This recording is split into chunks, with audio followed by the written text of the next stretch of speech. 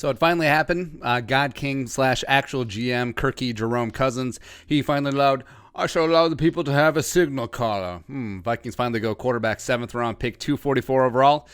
Bring in Iowa Hawkeye gunslinger Nate Stanley. Yeah.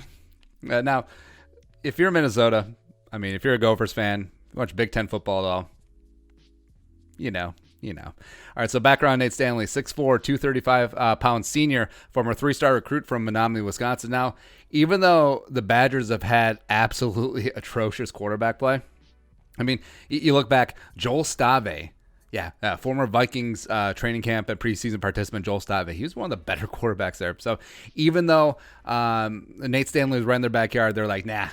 So he's like, I'll just go to Iowa.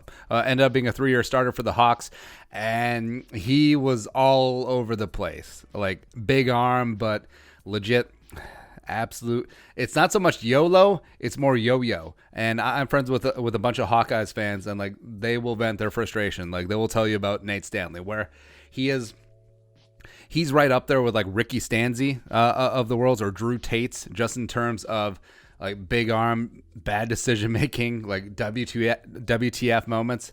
2019 threw for 2,951 yards, 16 touchdowns, 7 picks, down from he had 26 touchdowns each of his 2 previous seasons. Career in Iowa City, 58.3% completion percentage, which you would think in college you'd like to be higher.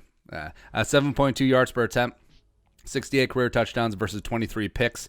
Combine generally we don't really care for quarterbacks, but just wanted to bring this up to highlight. Dude is an absolute statue. Like, dude cannot move. Like, he actually moves in the pocket like he's tied to a stretcher, like a Hannibal Lecter, Silence of the Lambs.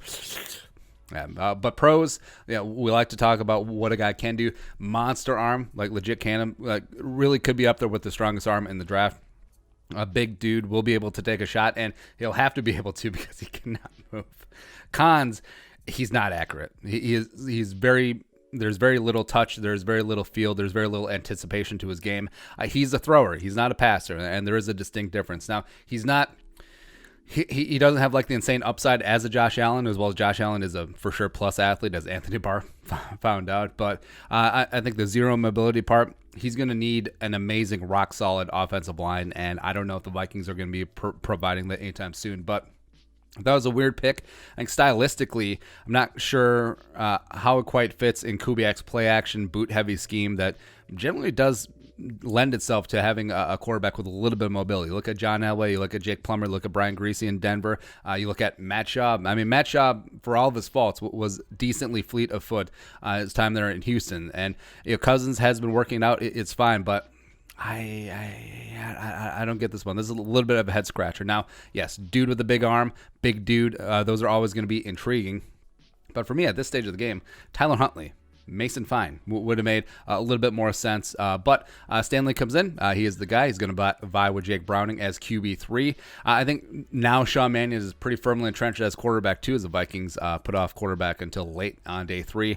Actually, Stanley reminds me a little bit of Sean Mannion. Big dude, big arm. You question things. You're a multiple-year starter in college, but yeah. But either way, Vikings got another arm in the building on the 90-man roster. So here we go. Nate Stanley, quarterback, Iowa. Your thoughts in the comment section below. Subscribe for daily Vikings takes. If you want to support the work, pull us on the Venmo. Please give us a follow on social media as well. But until next time, Skol, production value.